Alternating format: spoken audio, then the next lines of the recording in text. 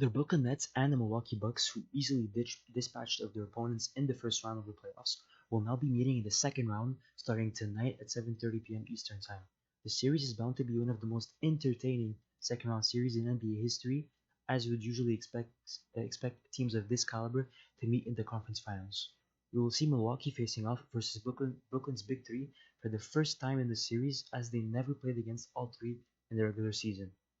I've seen a lot of predictions about this series. Would it being pretty split between both teams? Some people would be inclined to say that the Nets' offensive firepower would be too much to handle for the Milwaukee Bucks, while others would side with Milwaukee due to their versatility on both ends of the floor and their depth. So I've decided to give my own opinion on this matchup that will most likely go the distance, and I will talk about each team's qualities, but I will focus more on their flaws because they both evidently have some negative points that the other team can and will have to exploit in order to win this series and get to the conference finals. And I will ultimately give my prediction on which team will come out on top.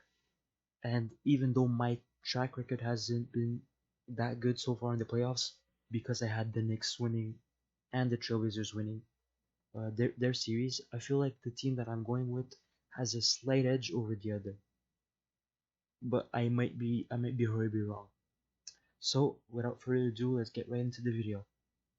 The Brooklyn Nets have the best trio in basketball right now. I think we all know that.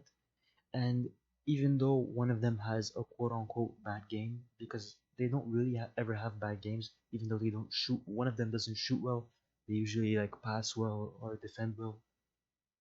Even though one of them has a bad game, the other two will usually pick up the slack for the other.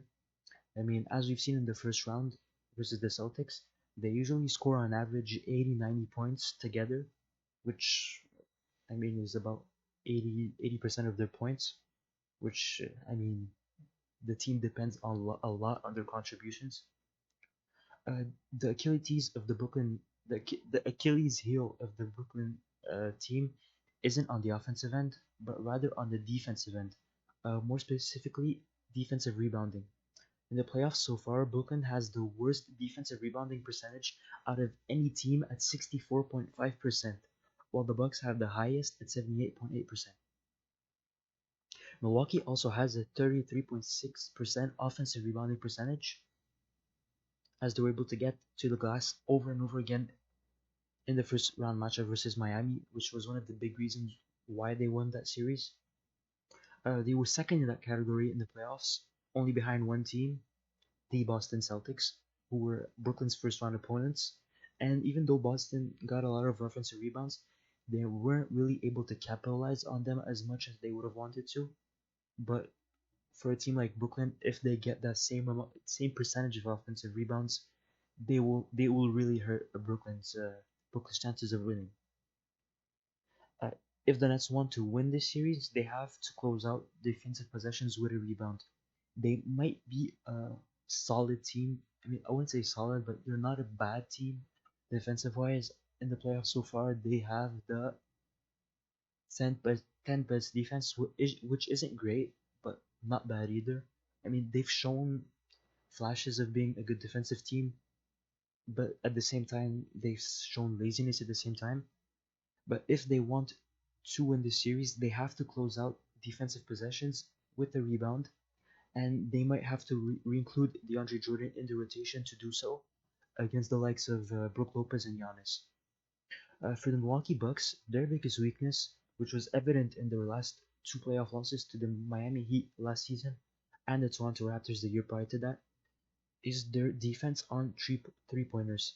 They allow the third most open threes in the whole league, which teams usually capitalize on with a 41.3% shooting clip. You might think that it's odd because they have had the best defense so far in the postseason with a 95.4 defensive rating, which is 6.7 above the second team, the Atlanta Hawks. Even though they deserve a lot of credit for their defense on Jimmy Butler and Bam Adebayo, I mean, which was undeniable because they both shot pretty bad. I think Jimmy Butler shot below 40% for the whole series. Um, they still left Miami with a lot of open threes in their series, which they just couldn't capitalize on as they only shot 33.6% from out there in 4 games. And that strategy just won't work out against Brooklyn, who have multiple high caliber shooters, such as Joe Harris, who shot 51.5% from three in that first round versus Boston. And it won't work out just like it didn't work out a couple years ago against Toronto, and the likes of Fred VanVleet, who just caught fire after he got multiple open threes. Ultimately, I think Milwaukee has shown more willingness so far in the postseason to defend their opponents aggressively, and the Nets have not.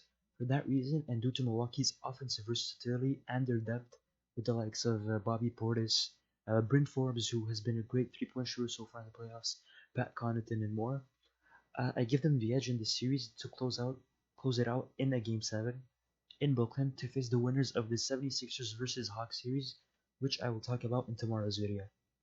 Thanks for tuning in and comment down below who you think will come out on top in this series.